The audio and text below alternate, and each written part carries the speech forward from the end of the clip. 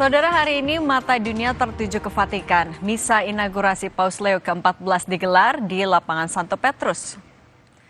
Masa kepausan pemimpin baru umat Katolik dimulai. Paus Leo ke-14 terpilih sebagai pemimpin Gereja Katolik 8 Mei menggantikan Paus Fransiskus yang wafat 21 April. Paus Leo ke-14 menerima 2 benda simbolis lencana episkopal kuno yang diasosiasikan dengan Rasul Petrus.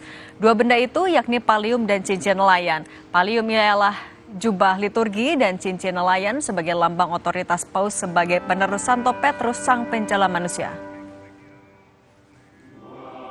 Dalam pidatonya, Paus Leo ke-14 mengungkap kerendahan hatinya sebagai pemimpin baru Gereja Katolik sedunia. Ia berjanji hadir sebagai pelayan dan sumber sukacita bagi umatnya.